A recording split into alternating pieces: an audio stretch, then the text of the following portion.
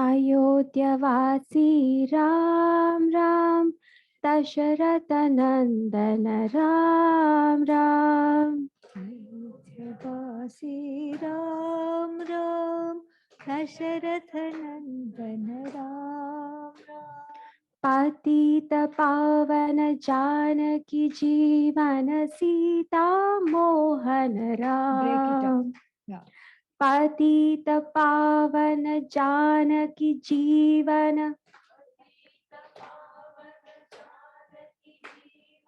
सीता मोहन राम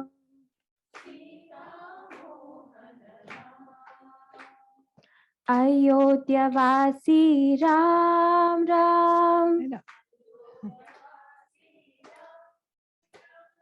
दशरथ नंदन राम राम पतित पावन जानकी जीवन Sita Mohan Ram Sita Mohan Ram अयोध्यवासी Ram Ram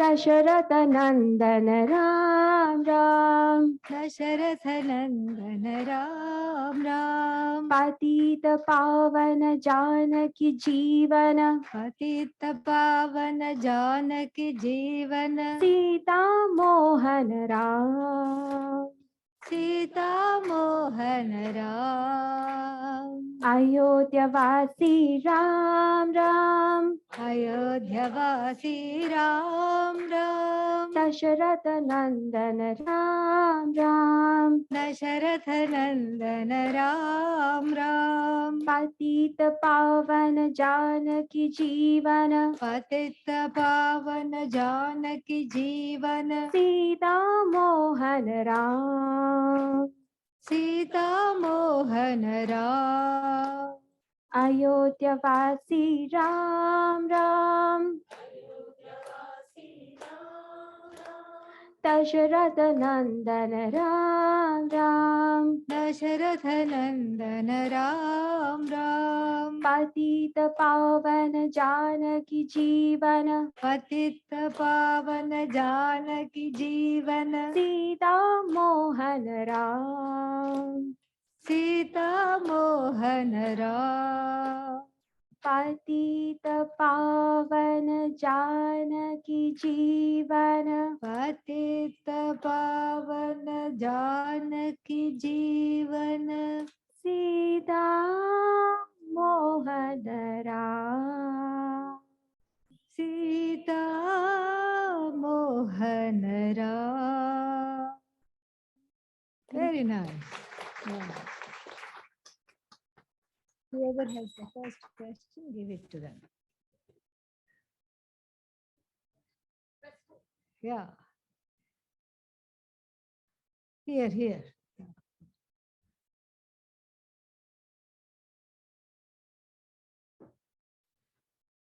Thank you again for your time of being here. So my question relates to the state of today's world.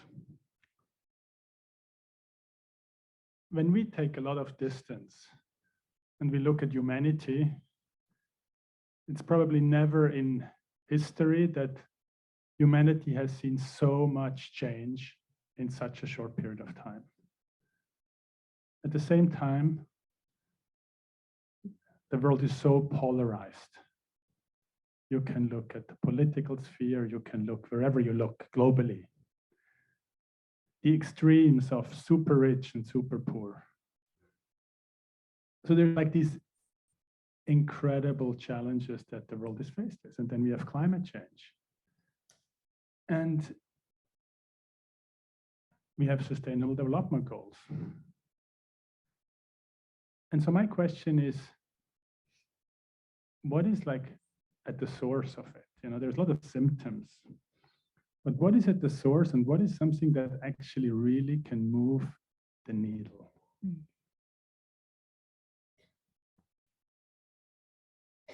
in every generation, we think, oh, this is the worst crisis that can ever happen. We do think that.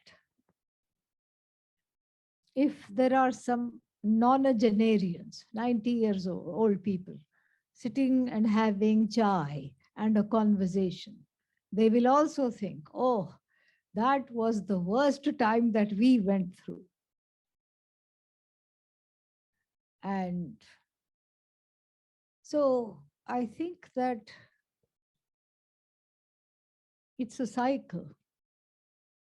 It keeps happening.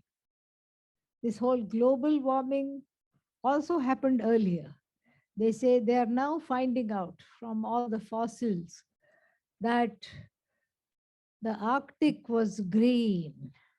It wasn't icy at all.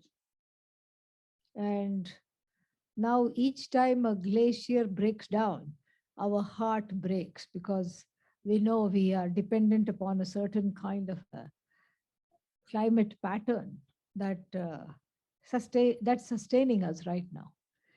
And so therefore this is part of what we call the jagat. It will always be changing, and it was always changing. It is changing, it will be changing. For better, for worse, that is our own relativity. Because we may say, oh, this is terrible, but there may be somebody else that says, not too bad for me. I'm fine. Oh, but you're the top 0.5%. That's okay. That's okay for me. Maybe they say that. We don't know. So it's as long as we are in this jagat, this will continue to happen. This is what is called Kala Chakra, the wheel of time. The jagat itself has collective karma, of which we are a part. So why is it so, what did you say, polarized, partisan? That is part of the karma. And see, we were all supposed to go through this, what is it now? Coronavirus karma. Who knew? In 2018, early 2019, we had no idea at all that there would be such thing called coronavirus. And we won't be able to touch each other, look at each other. And we had to stay in our homes. If anybody had said, we would have just laughed in their faces. We had no idea.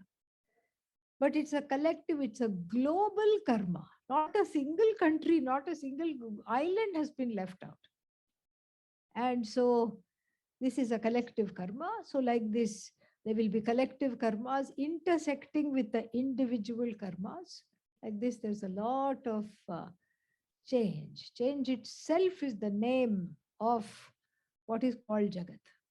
So therefore,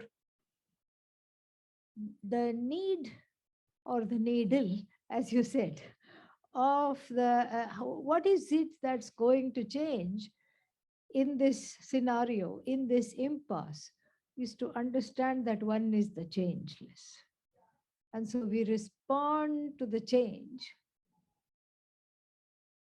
by anchoring in ourselves and knowing that the self is not subject to change.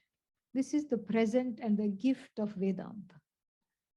And with this gift, equipped with this gift, we are able to be very centered and not be affected by the changes. That is the way to go. Having said that, however, there are individual responsibilities also by being, just by the sheer fact that one is a world citizen, one is a citizen of a particular country, one belongs to a certain state, one belongs to a community, one belongs to a certain family, so there are responsibilities. And so we have to do things. We can't just say, oh, the climate, it's changing, and nothing will happen if I recycle one plastic bottle. What will happen? And it's all, see, if everybody thought like this, then nothing will definitely happen. And so it takes a lot of sacrifice. It takes a lot of emphasis to decide to change a certain way of being open to the challenges of the time and seeing what is it that one can do. What is it that I'm capable of doing? What is it that is my duty to do? What is it that I have to do? What is it that I can do? What is it that I want to do? And do that. And we always respect people who do that. Speaking of climate change, Greta Thunberg, we see what all she's doing. Even yesterday, she was arrested for some protest. So, so young, 18 years old, 17 years old, and so much enthusiasm for life. This is also Vedanta in the everyday. Vedanta doesn't say you have to be aloof. You participate, but you let go of the expectation that this is how it is going to be. You have to be you have to adjust your expectations in light of what is. You have to adjust your expectations. And when the expectations are adjusted, then there is no disappointment. It gives the impetus to continue doing what one is doing, while at the same time expecting an outcome. But if that outcome falls short, we just try again, or we try a different thing, see how to go about it. So those are the two, both on the relative, transactional level, and also on the absolute level, knowing that I am the absolute. Everything that is changing will continue to change. And so it's a balance between taking something seriously and not taking something too seriously. To have a little sense of humor.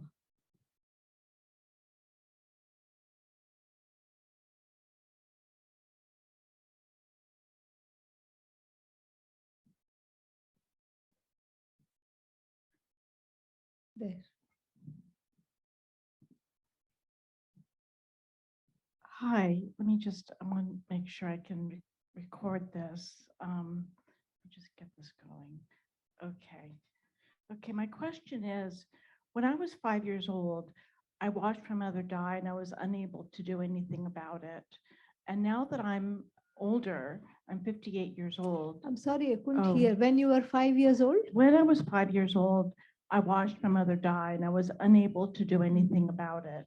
And now that I'm 58 years old, now that I've reflected more and more, I would like to become what's called a death doula, Yeah. which means to, be with people as they're passing. I would really like to help people have more peace as they were transitioning. And I'm just wondering, what type of advice do you have for someone doing that type of work, or for anyone being next to somebody who's in the process of transitioning out of their body? Well, I applaud you for your decision. It's not an easy decision, a very difficult decision. But that may be where your skill is. And that may be where the source of the healing is, considering what happened at 5 years old. And you are probably already very good at what you do. And so whatever suggestion I can give is just a reinforcement of what you already know. That's how I am sharing what I think. People are first, I think it's important to connect with the person transitioning. Sometimes people are okay. They're in a place of acceptance, more or less. They're saying, okay, I have led a good life. It's time to pack up and leave, and they're okay with that. They may have still difficult days. That doesn't disqualify that. That doesn't deter from the fact that they may have difficult days. They may have some hard situations. They may have grief, anger, all these things. But more or less, they are okay with that. Then that makes the job easier, because then you are just with them, you're allowing them to lead the life to the fullest on that particular day, and you are being with them and encouraging them to live it totally, fully, however, on their own terms, whatever is possible. Maybe they are not able to walk, talk, whatever it is, but you're encouraging them to do whatever they can.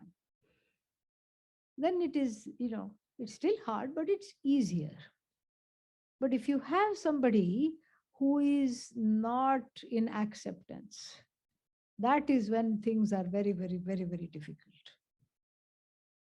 Once a woman called me and said, I didn't know her. She got my number from somebody. And then she said, they say I have stage 4 cancer. Can you please come and see me? I said, yes, of course, I'll come and see you. They say that I have only 2 months to live. They meaning the medical establishment. So I said, how would you like to spend this time? This is what I said. Because, the medical establishment knows what they are doing. I mean, they know. They have seen so many cases and they know that's why the disease has stages and everything they know. And so then she said, I want you to make sure that I don't die. Poor thing. And I said, I'm sorry, but I cannot do that. This is not in our hands. And no, you are a spiritual leader. I said, well, that's what they say. But then, but that doesn't mean that we have the shots over death and birth, all these things. No, no, I want you to help me fight all the doctors and everything. I said, that's not what I do. Then what is it that you do? I said, I can chant the Bhagavad Gita. And it's very soothing. And you will listen to it and you will feel good. Then as we were talking about this, she was wanting to know what Bhagavad Gita is. I was explaining a little bit. Then the husband walks in and she said, oh, is this the one you called? And she said, yes. And he said, okay, help me fight the medical establishment. Help me keep her alive. And I said, it is very clear you are very much in love with your wife, but I cannot do that. Nobody can do that. No, but aren't there miracles? I said, we can pray for a miracle. Sure, anything is possible. We can pray for a miracle. She did pass away in about less than 2 months, actually, about 3-4 weeks after this incident. But it was a very difficult passage, extremely difficult passage. And nothing that I could say or do would help, nothing at all. And so it's recognizing that without taking it personally. It's recognizing that, but that does not in any way detract from your skills or your compassion or how you want the outcome to go. So there might be people, and sometimes maybe it is in the best of theirs as well as your interest to walk away. And because maybe they don't want that transition, because they're not in acceptance of this transition. Sometimes they say, sometimes people say, yes, yes, I have accepted it, but they haven't accepted it. That is also there. So it is gauging where the person is and dealing with it at that level. And above all, I think that in the kind of vocation you have chosen, there is a high, high, high burnout rate. And so it is guarding against that burnout by making plenty of time for rest, for recharge, rejuvenation, and for seeing the joy, because you're surrounded by sad relatives and sad people. And making sure that your empathy does not does not take on things. You can be empathetic without taking on the other person's hopelessness, disenchantment, etc. Easier said than done. But if you have a strong spiritual practice and a lot of me time in between visits, I think you will do a fabulous job. And I wish you the best.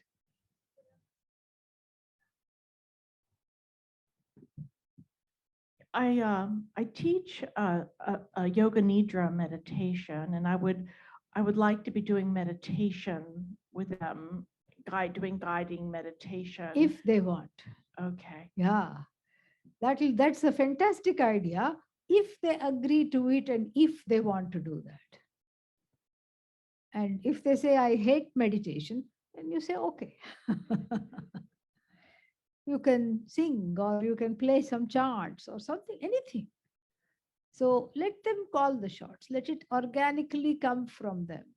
Let the need come from them. If you want to do meditation, if I want to do meditation, I can sit and meditate at any time. But we can't expect that they will want this particular type of healing. They may not. It's just that's why it is go step by step. And also, what works one day may not work the next day. Yesterday they meditated, today they don't want to hear M for meditation at all. Today they want to go for a movie, and tomorrow they want to do something else. And that's okay, because that's how it is when one is looking at the end. It is scary, it brings up a lot, especially in the traditions where there is no concept of rebirth, because it's seen as the final thing. After that, God only knows what's going to happen. So there is a lot of feeling of like I haven't lived life to the fullest, that kind of a feeling. And so that's something to deal with, and to assure them that they have done everything properly, and to give a lot of validation. And that really helps. Because when the person is looking at the end of their lives, guilt and hurt are the two primary emotions. I haven't done this, wasn't a good this, I wasn't a good ... whatever, fill in the blanks. So to keep assuring them and to know something about their life and say, well, you did achieve a lot, you have accomplished a lot. You have raised a wonderful family, if that is the case, and you have done everything you can. And that helps with a sense of closure, to keep validating. And that is their meditation some days. Yeah. Swami. Yes, Ji. So we have a question online lined up, if you don't mind. Yes. I'll just pass it through. Pranam Swamiji, it's Alpana. Alpana Om. I in my profession, I was a pediatrician, and now that I've stopped working, I am taking these classes. I'm always wanting to know how we can reach children, like how we can teach Vedanta and this philosophy to children in a world where there's computer video games and social media and this and that. Like kids just don't have the time, I think, to learn about the spirituality. And I feel like if they were given this opportunity to find more of a balance in life at a younger age, that they may not have as much, I don't know, suffering, or they can deal with their situations with a bigger heart and less, negativity. So is there any resources I can pass on for, my nieces and nephews, or are there any books? I mean, I'm even interested in thinking about maybe I could write a book for kids, in terms of this. I'm certainly not a scholar, but I feel like in my profession as working with children, I feel like this is something I would love to be able to pass on. Nice question. Short answer, Vedanta is not for children. Oh, It is for adults. I see. And I'll expand on that a little bit. Okay. Vedanta is for adults. Play is for children. Stories are for children. Okay. And when the adults study Vedanta and are calm parents, the children benefit. You see how it is? Yes. This is what I would say. That doesn't mean you can't teach children. You can teach children. You can have stories. So many stories are already there in the Puranas and everything, which they can understand. Okay. And so you can write a book.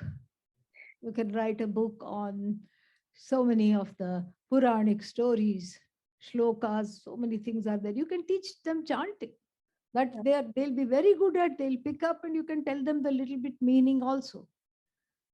They're amazing at picking up chanting. They're good with their hands. We can have a clay Ganesha workshop. It's very, very nice. You take a lump of clay. This is how we were taught. You make a kind of an egg shape in the clay, and then you go like this, and the two ears come. And then you turn it over and go like this on one side, the trunk comes. And then you take a matchstick and make some lines on the trunk, and then make some eyes and everything, and then you have your Ganesha. These kinds of things you can teach. You can absolutely teach. And then as for the spirit of the question, which is how can we ward off all the pain and suffering that they have to undergo at any given time? So that when if they learn Vedanta at 5, and if they are saying Tattvamasi at 6, and then so that when they grow up, they don't have to undergo any pain, any sorrow. That is, what can I say other than dream on, darling. That's all. That's all we can say. In fact, not even me, but the Upanishad says that. The Upanishad also says that, and a very famous verse of the Bhaja Govindam, highly regarded text attributed to Shankaracharya, says that. Balastavat krida saktah. It is answering the unasked question, which is the correct age to study Vedanta? Which is the correct age? So one would think, like you think, what is that? What is the correct age? 5.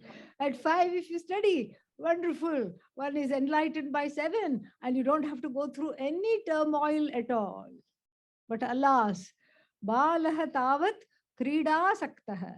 The children are not interested in Vedanta. What are they interested in? Krida. What is Krida? Play. The child is addicted to play each and every day. Okay, wait. I know. When one is a young person, that is the correct time to study Vedanta, right? Wrong. Tarunastavat taruni raktah. A young person is interested in another young person. This is all right. Okay, this is what the elders said. We should finish our jobs, we should fulfill a few desires, and then we should get retired, close the shop, and then go to a teacher at 92. Guru. Adi Bhagavo Brahma. Maybe that's the day, Vridhastavat chinta magnaha. But the elderly person is only racked if they are not spiritually evolved, if they haven't studied this. The one who is elderly is only interested in worrying about what's going to happen to my property after I die. And who is going to get it? Will my children get along? Already they don't get along. What will happen after I go? How will they deal with with this such hard-earned money, and they will squander it off? What will happen to them? And this is what the elderly person is obsessed with, generally speaking, not people who have come to Vedanta already. We are talking of people who are not in Vedanta. Then the author sadly concludes, Pare Brahmani Kopina Lagnaha. Nobody is interested in Brahman as a result. So in other words, no age is a good age. And every age is a good age because it depends upon the readiness. The readiness of the heart and the readiness of the mind. That opening, that readiness is what is dependent upon. And how is that readiness gained? That readiness is gained through karma yoga. That is really what the readiness is. The mind and meditation. Meditation gives the mind focus and determination. to follow this path. And Karma Yoga takes care of strong preferences lurking in the heart and allows one to just be. It purifies the heart of wanting to have one's way and purifies the heart of really strong desires and difficulties, etc. So this is actually the teaching. So then it could be like Nachiketa, who was a young boy who was already ready for Vedanta, an exception. Or it could be like the 90 years old sadhus sitting at the feet of Lord Dakshinamurti. Vriddha Shishyaha Guruhu Yuva. The Guru is 16, and then the students are in their 90s. Dakshinamurti, the sages. And why are they in their 90s? Because it took them that long to get ready. Once they are ready, the knowledge comes. So it's not about the age. It's about readiness and preparedness, which children do not have. But that does not mean they cannot be taught.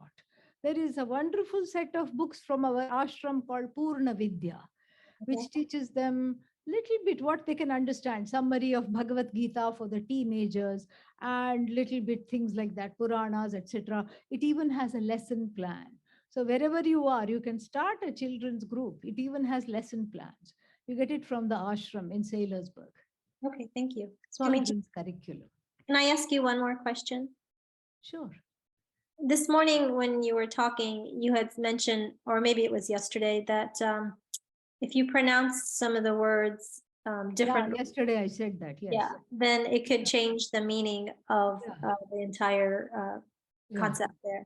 And so is there a place where you can, like, I have a hard time with the pronunciations. Yeah. Is there like a place you can take some Sanskrit classes that It is. help? Yes. There is, we have actually a chanting class in the ashram itself, online. Okay. Please contact the Arsha Vidya in Saylorsburg, Pennsylvania. Okay. They have a chanting class online where you can pronounce and everything. Oh, thank you. Yes, welcome. So here, Shambhavi, here one person, and somewhere else one more. Swamini, I've heard Puja Swamiji speak about the beauty of prayer, saying that the will willingly submits, and it's the submission that performs the miracle. When I think about praying, I'm always wanting something other than what is, something different. What am I submitting to when I submit or surrender in prayer? The surrender is to what is really. The surrender is sometimes, not always. The surrender can come out of a sense of desperation when all other options are closed off. And this is the only avenue. So the prayer becomes something, a very serious issue. And therefore, it is there is already a submission. So it is the submitting to the helplessness of that particular raga or dvesha, over which I have no control to fulfill, yet which is creating a terrible pressure.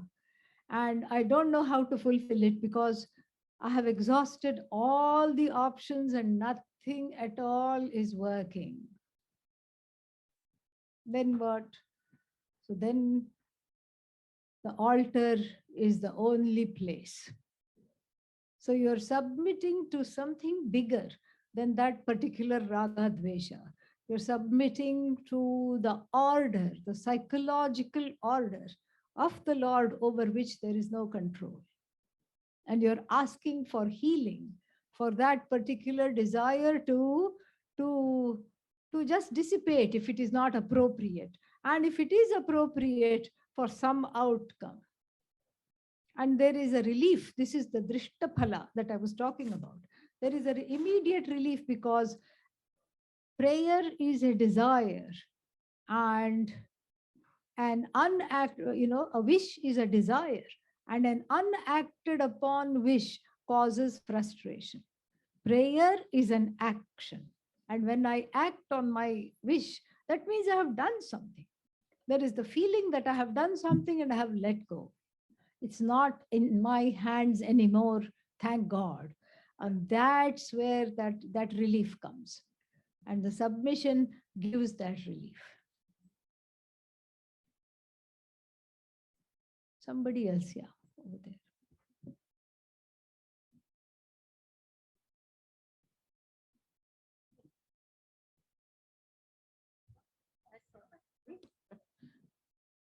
Hello. I have a very practical question. So this is my first time at an ashram, and it's my first time listening to your teachings, and I found it extraordinarily enlightening, mind-opening. I've loved my time here. Practically, I was speaking to my husband last night, who is a very logical, scientific, technological guy. And he was asking me questions, and I had said, "Oh, I'm enjoying myself so much. I'm staying 2 more days, and I'm really excited about it." And he said, "Uh-oh, am I losing you?" I was also going to say, uh-oh. Uh-oh. He said, "Uh-oh, am I losing you?" So there was fear in him that I was changing. Yeah. And we had a wonderful conversation, and that is something, it's all good, but I thought it was so interesting. And I was wondering if you could speak to how we can communicate clearly what we're learning here Yeah. to those we love and might Yes, be. yes, that's very important. Very nice. Make friends with Andrea. Yeah. She's sitting here. Yeah. She also decided to stay 2 days more. So talk to each other. That'll be fun. So, this is nice. This is a very good question. Very important question, not just for you, but for everybody. It's not that, there may be many people in that situation. Even if they're not staying 2 days extra, it's not about the 2 days extra, but even if they're not staying, if one person is enjoying it more, then how to not threaten the other person? This is something which is very, very important. If one person is interested in a partnership and the other person is not interested, what to do? So my suggestion would be just once in a while, okay, it's wonderful you stayed these 2 days. And then you make up for it when you go back. You just lavish a lot of attention and a lot of love and say, thanks to your broad mind and big, huge heart that I was able to do this. Without you, I wouldn't have done this. And there is so much to share. And it's all about how to love fully. This is what it's about. You tell your husband, this is about how to be a really loving and compassionate being fully. Everybody can go and tell their spouses that. Yeah. And then immediately there'll be a certain kind of a disarmament. Nuclear disarmament will take place. Oh, it's about loving. Oh, it's about compassion. But you see, only the talk is not enough. Because usually the spouses and the children, they have a different kind of radar. They don't respond to talk. You can talk till all the cows come to the house. But what is important is the walk. Yeah. What is important is the walk. So it's not enough to say, I am learning about compassion and love, and these are the hallmarks of self-knowledge, enlightenment, whatever you want to call it, this is what it is. You have to show that. And then make them a partner in that. You see, I'm trying very hard to live by the tenets of the Bhagavad Gita. And when you see me slipping, please tell me that. You give them the freedom to do that. Then they'll say, see, you're getting angry. Yes, you are right. At that time, don't say, who asked you? You are also getting angry.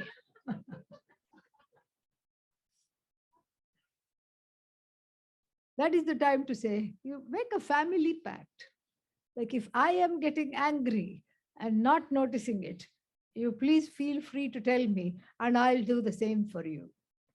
And so that way, then a time will come when the children and the spouse, they will say, you know what, go to your ashram.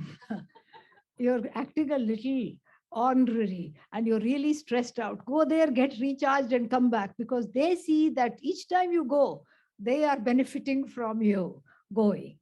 They will themselves send you, not for a week, but for a month. Yeah. Because they see the value of it. They will see the value of it. So, and then the other thing that is most of the answer. One more thing we have to understand is this, that we have a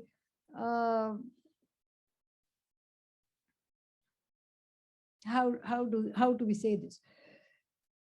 You let the spouse win every argument from now onwards.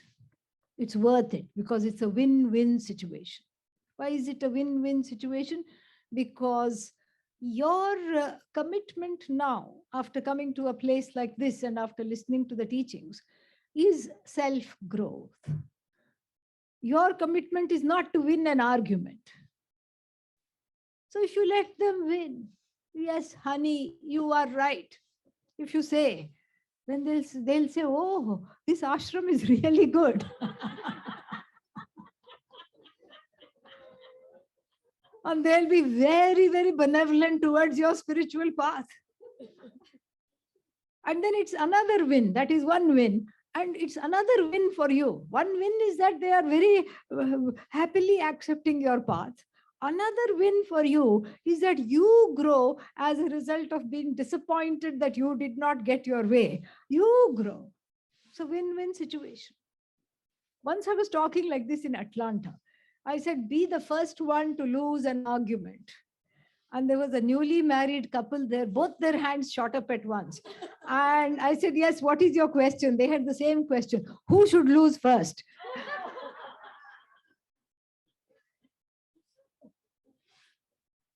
Yeah, this is how you bring people in. It's very easy to say, I'm having a special experience and you are not. And then, put people off.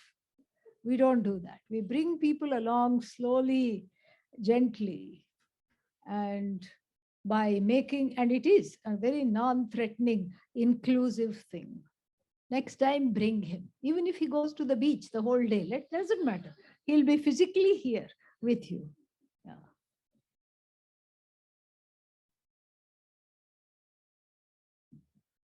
Om Swamini Ji. Again, honor to be here with you and all of you. I too stayed an extra 2 days. Called my husband and there is a 2-day club. But I think I heard him packing his golf bag as I was speaking. So what happened? He wasn't quite that upset. Now, I want to go back to, you had mentioned in one of the other workshops about your mind needs to be a servant in the back of your head, not king. Yes. Please help me. You have listened very carefully. Congratulations. Please help me. I know that with meditation that helps, but I need more tools in my toolbox to figure that out. Or you need to throw the toolbox out altogether. Simple. That's all it is.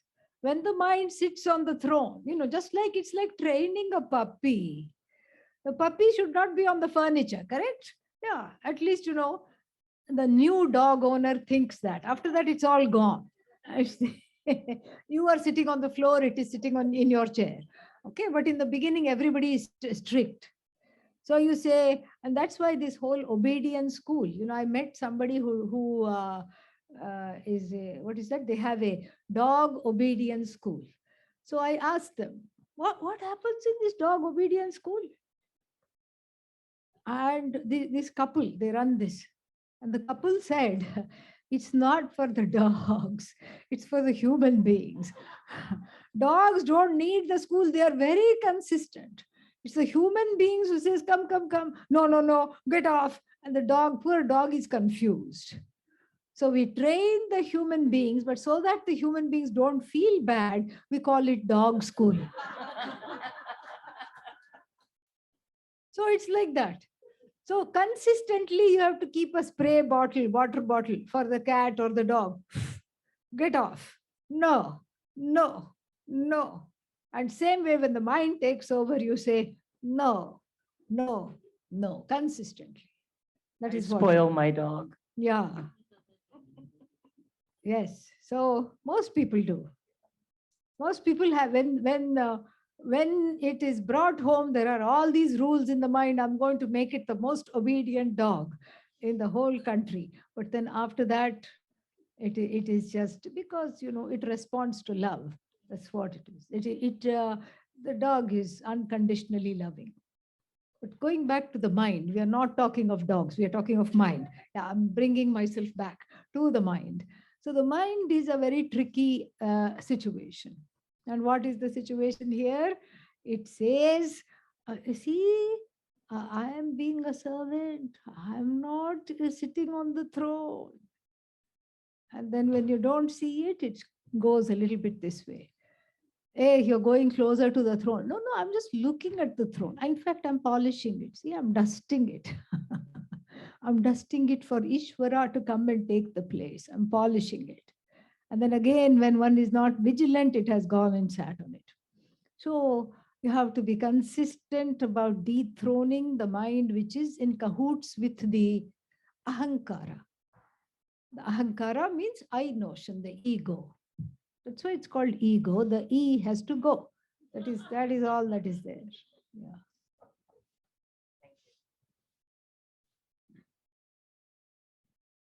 Did you come to see me yesterday? You wanted to see me?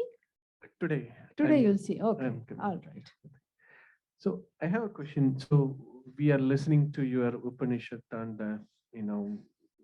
Ganapati Upanishad, non-duality, all of those things. So we understand, theoretically, what is the knowledge, what that means, all of those stuff. What is the next step? How do we realize, you talked about non-duality. How do we realize, that is the, in ourselves? What is the Yeah. next step? You see, our orientation is like this. First, we say we get the theory and then we get the practice. That's how it is. But Vedanta is not like a recipe book.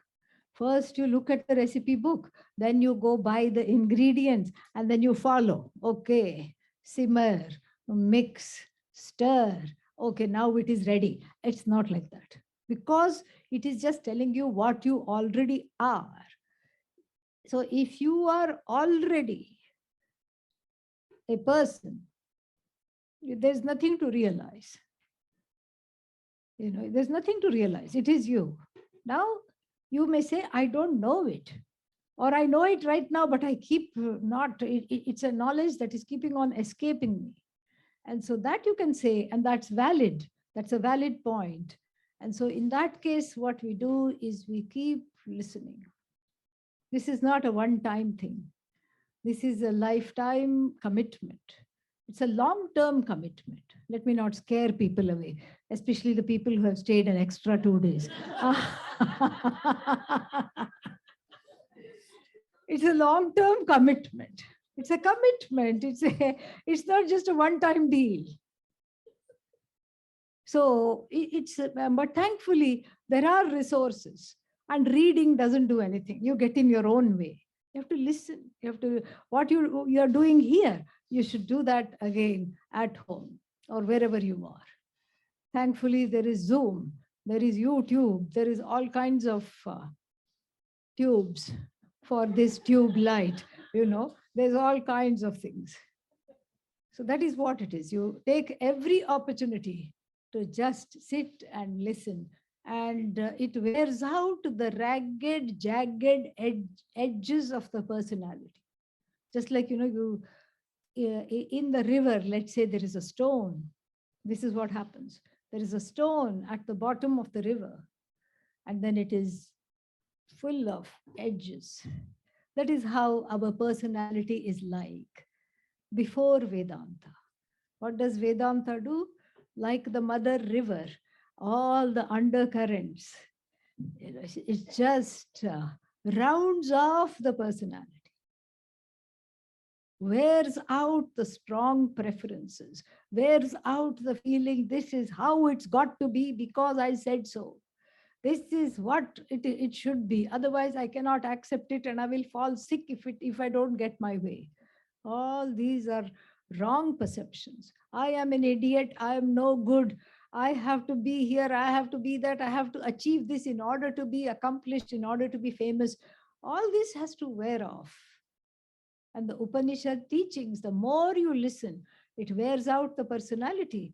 And then when the diver goes into the river Narmada, brings out a round, smooth, oval stone, Narmada Shivalinga. So beautiful. And if I say, and what I have to say is, if a stone, which we say is just so rigid, can be made into a Shivalinga by a few decades of the whirlpools and the undercurrents, what to talk of a sentient human being? Even the most stone-like resistance, the Upanishad, which is like a river of knowledge, has the ability to just wear it out. Keep studying.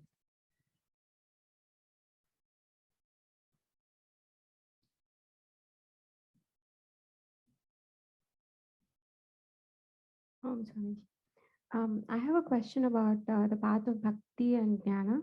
So one comes across all these examples from history, like Mirabai, Kabir, Rumi, Tukaram, Chaitanya Mahaprabhu. All these people, they followed the path of bhakti and became self-realized. How does a modern human being, is bhakti alone enough for a modern human being? Let's say a person follows both jnana and bhakti. You have to follow both. Where, how, and when do they intersect? All the time they intersect. Because you see, there is no such thing called a bhakti path, because Mirabai had a guru. She talks about guru. Kabir had a guru. Prabhupada had a guru. Everybody, Chaitanya Mahaprabhu had many gurus. Like this, it's a misnomer to say that we, in our mind, we have an artificial distinction between bhakti saints and then knowledge type saints. That's not the reality. The reality is that even though we call them bhakti saints, they don't call themselves that. Bhakti we see predominantly because they express their jnanam, they express their knowledge through devotion. The devotion becomes a gateway for the knowledge. That is wonderful. But that doesn't mean that they did not have teachers. Everybody had a teacher. They talk about it also. They sing about it. And so therefore, I think that this whole bhakti path, etc., came because of it was popularized because of Swami Vivekananda. But that's because of the times that he lived in. When he came to Chicago, and that time, what was needed was there was so much of a spiritual laxity, tamas, and we were being ruled by the British. So many things were happening. And he wanted to inspire people and somehow get them onto this spiritual thinking. So he put in two other paths that are not really talked about by the Upanishads. Upanishad talks about two paths. One is straight away get into the river of knowledge and let the Upanishad churn you and turn you over into a Shivalinga. Or you do that while doing other things. How to do that? Think about the airport analogy. Remember the airport story? Say yes, even if you don't want to. So on the way to the airport, you may do many things, but you always know, okay, the flight is at that time and I'm still headed to the airport. I'm still going to the airport. Similarly, moksha is predominant. This liberation, realization, enlightenment, whatever you want to call it, is predominant. That is the goal, but I'm unable to commit to it wholly. So I begin by taking 2 days extra. You see, that is how one has to begin somewhere. I'm unable to commit to it wholly. So I do it little by little, bit by bit, while pursuing other desires, while pursuing other duties. I'm a mother, I'm a father, I'm a spouse, I am an employer, I'm an employee. All these things are there, but yet I want to be liberated. So I use all these instances in my life to grow. That's why I said, let the spouse win all the arguments in the house. This is the way to marital peace. So this is, and self-growth at the same time, because the point is not winning the argument. The point is self-growth. So I use every opportunity and every single interaction for self-growth alone. And this is how I go. These are the only 2 parts. And this is reiterated in the Ishavasya Upanishad. Kurvan eveha karma ani jiji vishet chatagam sama aha. This is karma yoga. Keeping on doing whatever I have to do, I grow. I live for 100 years. And then I keep growing into this destiny, which is moksha, which is freedom from samsara. Or tena tyaktena bhunjitha magradha kasya svidhanam. I protect the self. This is very interesting. I protect the self by giving everything up. Bhunjitha means may one protect the self. Protect the self. And how do you protect the self? By giving everything up, because the more you hoard, the harder it is to be on this. So it talks of a path of total, complete vairagya. So you can be, there's only 2 paths according to the Shastra.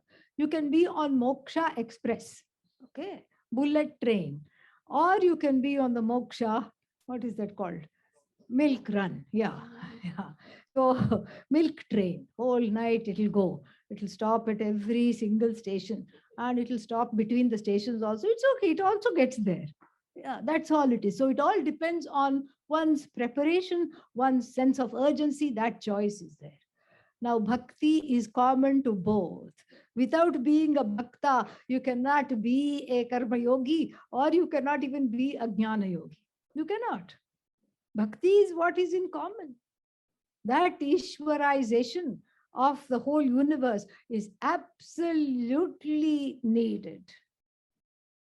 And that Ishwarization cannot be happen without devotion. How can I see everything as Ishvara if I don't have devotion? So the devotion must be cultivated regardless of whether one is choosing karma yoga as a path, or if one is going full-time knowledge straight away. That devotion is important. Devotion becomes makes you prepare for the knowledge. No devotion, no knowledge.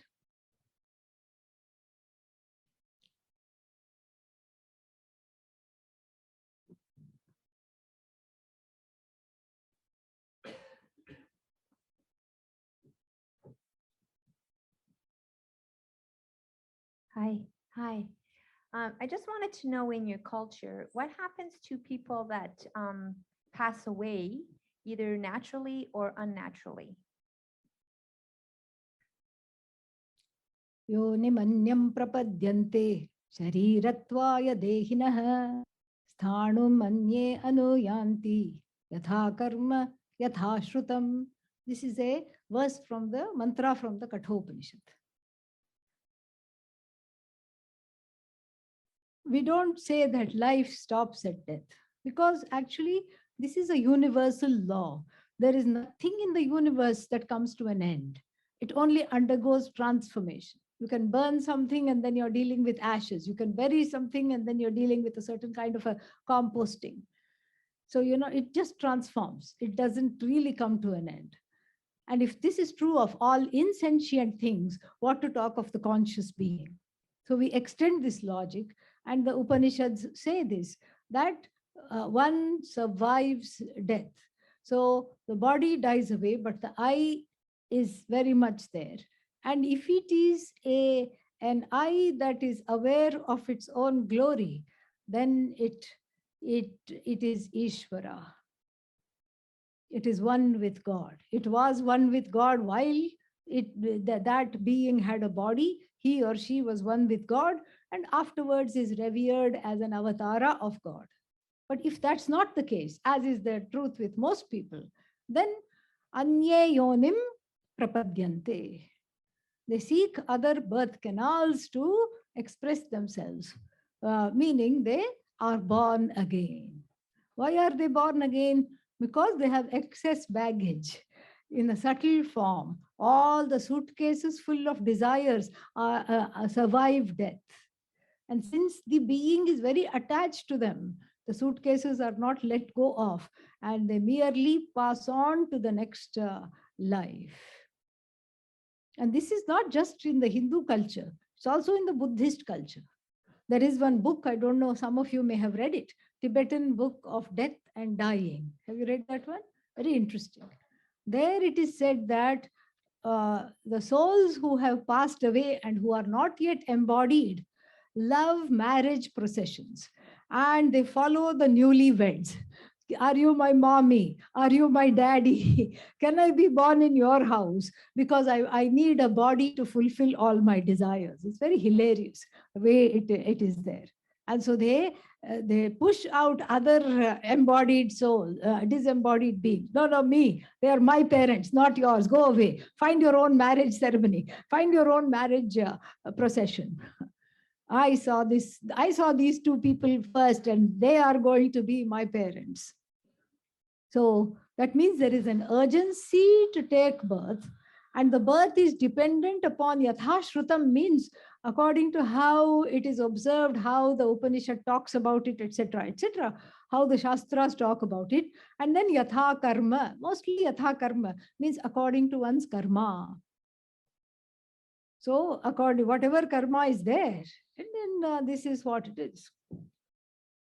So one might have one might complain of a mind that is all the time going here, there, going here, there.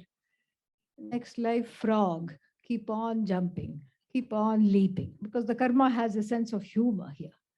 It's not all dry. And so like this, so many lifetimes, so many things are there. And this is a charade. Karma is a model. It comes to an end as soon as you understand that you are not the doer.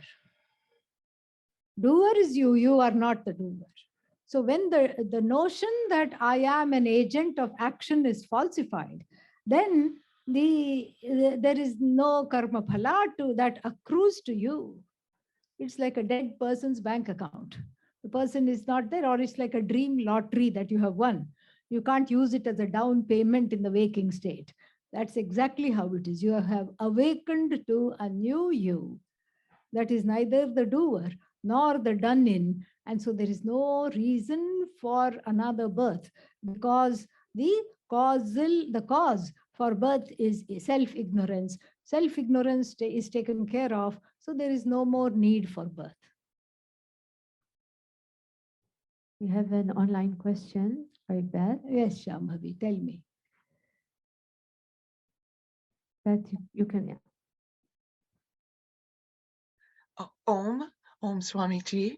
I have a question about in here. I have a question about the interaction between karma and duty.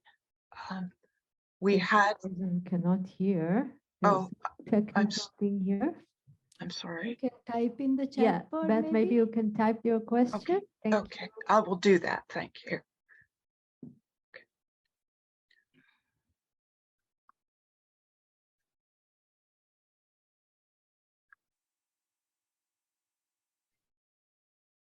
You can go ahead, maybe. Now, We can hear, so if you want to ask Oh, again. you can. Okay. So my question, I apologize. My question is about the interaction of karma and duty. We had some laughs about the need for a mother to stop mothering once the children were at about age 50. And my Yes. mother has 8 children between the age of 50 and 60. Ah, And there's some conflict. And uh-huh. I listened about your talk about the groups, and I can understand, I think, that there are many karmas going on in my family, the brother sister karmas, the Sibling parent karma, yes. children karmas, and we all have a sense of duty. And my mother is, poor mother, has 8 senses of duty being sort of directed towards her, and I would like to support her in the best way that I can. Mm. Thank you. Very good question. First, please tell your mother that she is absolved of the duty of mothering. Everybody is over age 50. Okay. Yeah. So that is nice. Please tell her that. You know, the families, you're absolutely right. Very astute observation you made, that everybody, you know, even the family, that the birth family or the natal family, that all the karmas are there. There is a certain pecking order, and then there are certain conflicts which are there starting with age 2, and they don't resolve even at 92. Yeah. And there is certain disharmony, and then there is certain dysfunctionality. Half the people in the family feel guilty all the time. Why did I do this? Why did I do that? And they are a perfect match for the other half of the people who feel hurt all the time. So the guilty person keeps on apologizing, and for the hurt person, it's never enough. And so, like this, there are many, many, many such patterns. It's nice to let go of them. It's not easy. I didn't say it's easy, but it is a good idea to disengage a little bit. Not in a conflictual way, not like all of you are, ignoramuses. You don't know what you're talking about. You don't even know how to spell Bhagavad Gita. And I'm going away. I'm not going to participate in this dysfunctionality. Not such a, not like this kind of a rupture, but more of a soft disengagement. Just sort of sit back and allow people, let the people have the room to do whatever they want. Let the people have the room to just quarrel or cry or whatever it is. To be in the place of the observer. And when you do that, you stop, one stop being threatening. We stop being threatening.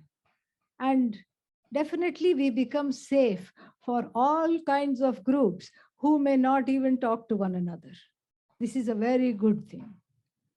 And if you are able to do that, that is a very, very, that's the beginning of this kind of a disengagement. You are not affected. And when people see that you are not affected and you are in a good place, despite what is going on, they will all want to know how you are doing this, and they will all want to do it on their own. You set an example. Because if you talk about this, nothing will happen, because you will be shot down. Because I told you, as I said, there is a pecking order. And then maybe people will not believe you, or people will not think this is important. So you do this, we all do this for ourselves. We don't do this for any harmony anywhere, because we can't bring about harmony in some kind of an age-old habitual ways. We cannot change other people. We can only change ourselves by knowing we cannot change other people. That is the change we have to undergo. So you're Yeah. on a great path. Thank you.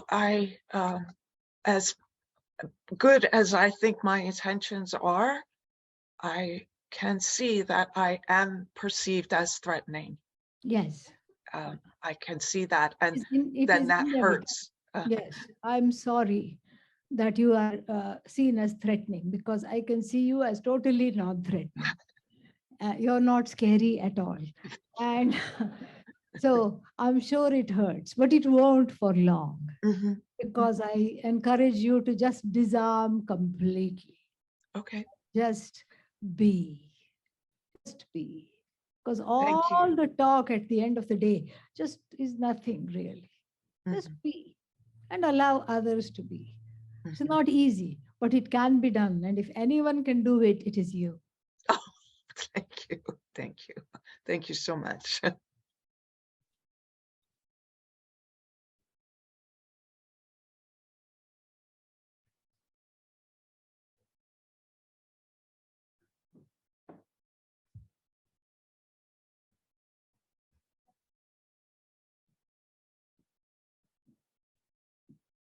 Swaminiji, thank you for your teachings.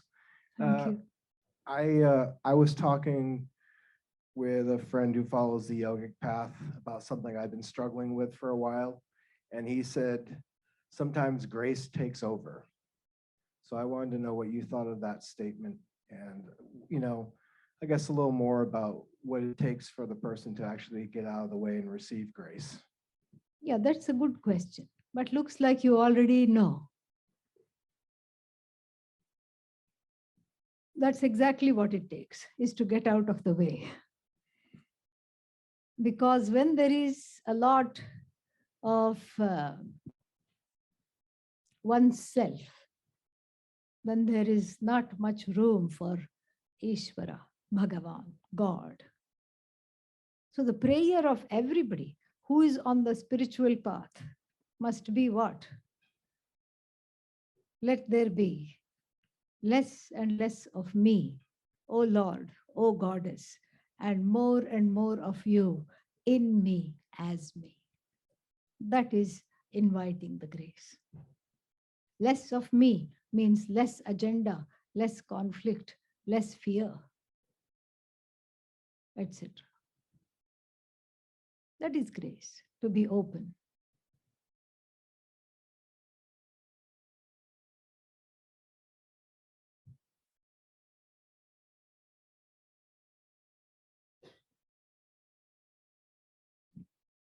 Namaste, Swamiji. I had a question on the same lines as Krishna Priya, and you answered part of it. So we have the Vedantic path, we have the spiritual path, and there is a third one, which is like customs that you follow as part of the family customs or the religion or something. So does that also come under the spiritual path? See, that is the preparation. What you're talking about is all preparation. That comes under bhakti, because the family thing means what? It is all readying the mind. You do puja so that you sit, so that one learns in the family puja, one learns to sit without complaining for 2 hours. That's a very good practice. This is all sadhana, this is practice. Okay. Yeah, that is all learning. It's preparation. Yeah, there's Okay. not spiritual path, Vedanta path. It's just one path to understand that I am already what I seek. That is the path. And how to go on this path is up to you. Whether you're going to go fully, or you're going to go while at the same time fulfilling other desires. Okay. That's the only difference. And bhakti is common for both. For both of them. Yes, Thank you. yes. And I had another question, sort of a follow-up. There is a solar eclipse, lunar eclipse, and all, and there are some customs around those. Yeah. So, do you want to elaborate on that? Like, does it have an effect on? Yes, it has an others? effect. Everything has an effect. It will have an effect. So there are certain customs. For example, you don't eat during the eclipse. And that's a very common custom. And then you say, what is this? Why shouldn't I eat? What is the connection between the shadow of the earth falling on the sun and me not eating?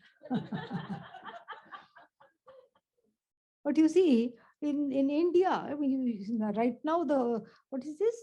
Something intermittent fasting. This is the last 5-6 years, last decade, not even a decade, 5-6 years. Intermittent fasting is the big thing. In ancient India, we had it all the time. Yeah. Every Ekadashi, the 11th day of the waning moon and the waxing moon, only one meal. Okay. And then once a week, also only one meal, depending on depending on the horoscopic deficiency. Like if you had a inverted guru, oh, guru doing headstand, no. Jupiter doing headstand. No, no, no, no, no. Inverted guru means retrograde guru. Vakri, retrograde guru. So then you need the grace. So then you fast on a Thursday. And then if Shukra, Venus is Nicha, debilitated, then you fast on a Friday. Because you don't want Lakshmi to go away from you. So you fast on a Friday. So 1 or 2 weekly fasts will already be there. Then Ekadashi fortnightly fast is there. Whole day fast. Weekly, one time you eat and one time you fast. And then what else? And then there will be always some festivals will be there. So you're fasting. So this intermittent fasting. And then of course, minimum 2 eclipses are there in 1 year. So that also is these are all ways of detoxing and cleansing. And people only see the things, oh, we shouldn't do this, we shouldn't do that. We forget what we should do. What we should do is japa, because of certain energies there. It is very good for meditation. When you meditate during an eclipse, it is so powerful, very, very, very powerful. Try it, you will like it. So yeah, so that, and then it is seen as a pollutant because of certain rays coming into the house. Pregnant women are not allowed to go outside, whether it's solar or lunar eclipse. And then the curtains are drawn in the house. You don't let the rays come inside. And then all the food that is cooked before the eclipse is just thrown away. You don't eat it after the eclipse. So this is one way to, make sure that, see, this is all about a certain spiritual discipline. Yeah, it's a spiritual discipline.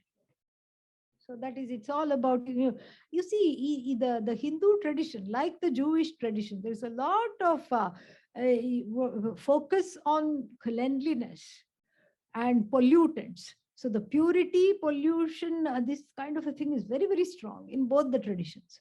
So I like that. So I respect that. Whether we know the meaning of it or not, it's very important.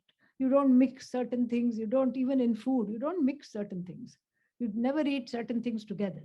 And then there are ritual baths in addition to the everyday bathing.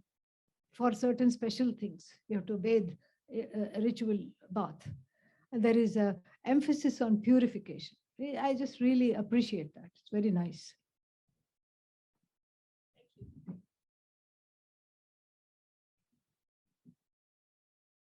Namaste, Swamiji.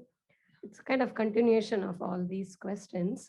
It's about the prayer, like the 3 obstacles. When we talked about the obstacles and the forms of prayer, I listened that more elaborate the prayer is, it has better more, power. More adrishta it creates. Adrishta, more punya it creates. Yeah. So after entering into the Vedanta path, these rituals or doing that elaborate rituals, the desire to do it is falling away. And the desire is more just to be chant on, on my own, not even attend all these. Because most of these, even if there is an invitation, it is combined with the social obligation. It just becomes a potluck gathering. So your mind is like, do I really want to go there? I would rather just sit and do my own prayer. So, but that will have a lesser punya. The scarcity mind is asking, oh, the obstacles are coming. Maybe I should attend. You have to decide how much money you want how much adrishta you want in your punya bank account. But I don't know the bank balance. That's a problem, isn't it? That's a problem. So that's a problem. Nobody knows. Only Chitragupta knows. Chitragupta is Bhagavan in the form of a secretive fellow who knows the Papa Punya accounts. This is Chitragupta. Tricky character. So this is it's a natural desire to go away from all this. So now one is free whether to say, okay, I'm not going to concern myself so much about getting adrishta. I'm not going to do that. I'm just going to follow Vedanta. And because the mind is naturally going away from long, long pujas and even longer potlucks, etc. This is in the Indian worship. It's just a very big affair, all-day affair. So everybody wearing their Sunday best and everything. So I want to move away from that. If you've made that sankalpa, it's good to go along, no problem. But then if fear comes, love it up, that's all. And here is a secret, okay? Rahasya. What is the secret? Each time you listen to a Vedanta class, you gain adrishta, you gain punya. That is the secret. I saved that for the last. So if you want more punya, keep listening to more classes. Tat kathanam and tat chintanam, parasparam tad avabodhanam, kalam nayet nirantaram. So all the time, spend the time always, what? Tat kathanam, talking about Vedanta. And then tat chintanam, thinking about, contemplating about Vedanta. And then mutually talking to others also about Vedanta. As a result, you have no friends. But, but that's out of the scope of this satsang, of this Q&A. But you make, we make new friends here. Look, already on a cursory counting, we had 3 2-day extras. Yeah. And now they'll be the best of friends. WhatsApp group. Yeah, WhatsApp group. Also is there. There is a WhatsApp group. Oh yeah, this one, the Praveen's was WhatsApp group. Okay, yeah. I have 2 more questions. Again? Okay. Tell. Every time I listen to you, I get answers but I also end up with more questions. Yes, unfortunately, that's what happens. Just out of pure general curiosity, does Upanishad ever mention or talk about astrology? Yes. That's one question. Yeah, it does. Okay. And number 2, do you have any practical suggestions, tips for improving one's meditation practice to reach subtler realms? Yes.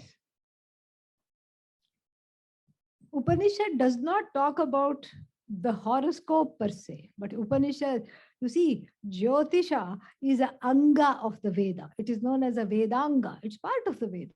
So it has Vedic validity, definitely. So it's an important thing. And in fact, it is always the Muhurta, the auspicious times are consulted. And the astrologers, at least in the ancient times, were very, very impartial. Sahadeva, one of the twins, the Pandava twins, 5 brothers. Who were they? Arjuna, Bhima, not Bhishma, Arjuna. Arjuna, who else? Yudhishthira, Bhima, Nakula, Sahadeva, these 2 were twins. Sahadeva was a great astrologer, a very highly renowned astrologer in his time. And the baddie went to him. Who is the baddie? Duryodhana went to him and said, here is my horoscope, and here I mean it literally. And please tell me when I should wage the war against your brothers so that I can win. Look at the audacity. Look at the audacity. Look at his temerity.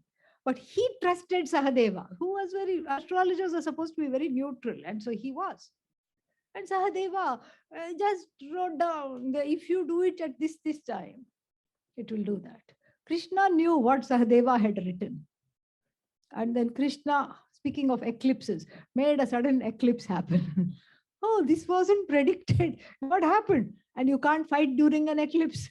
So then the Duryodhana's Muhurta slunk by 3.5 minutes. That's why he lost the war, you see. Yeah.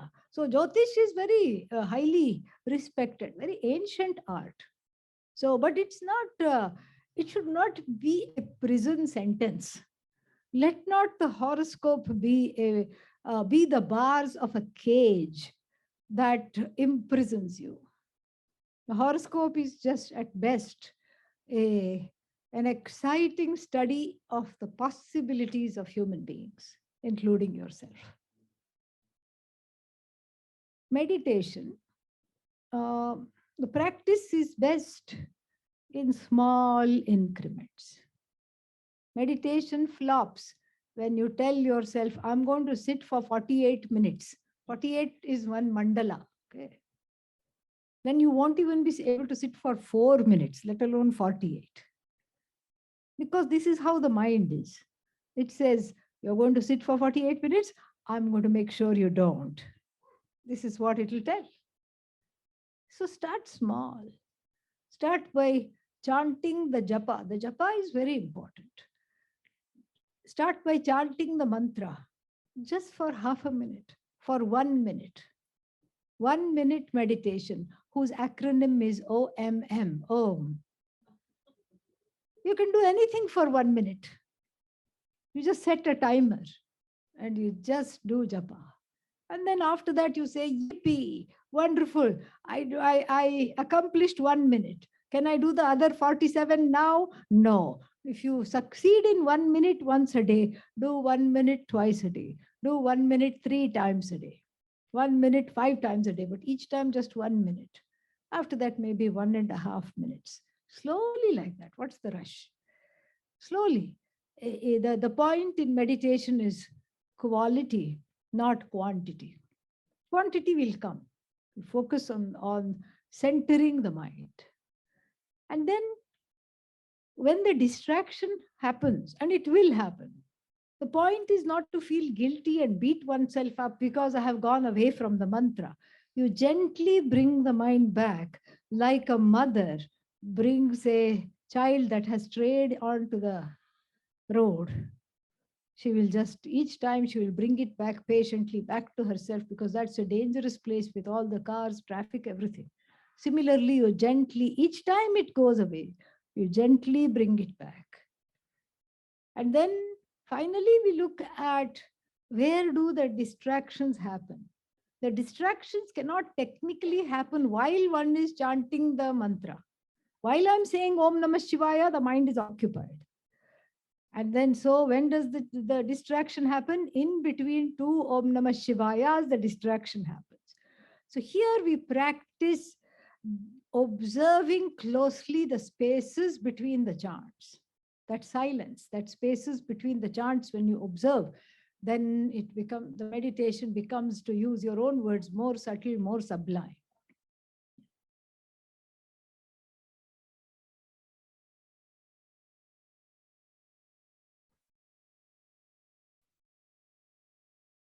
Okay? Yeah? All right. Some people wanted a photo. Group photo you want? Yes. Yeah, okay. So we can have that.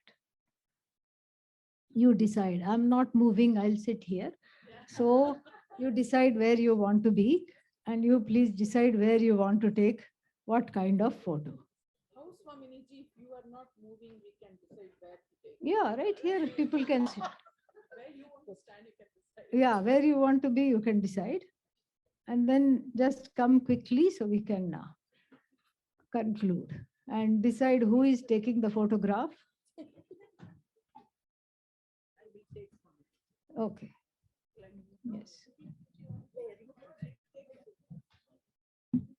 Om Purnamadah Purnamidam Purnat Purnamudachyate Purnasya Purnamadag Purnamevavashishyate.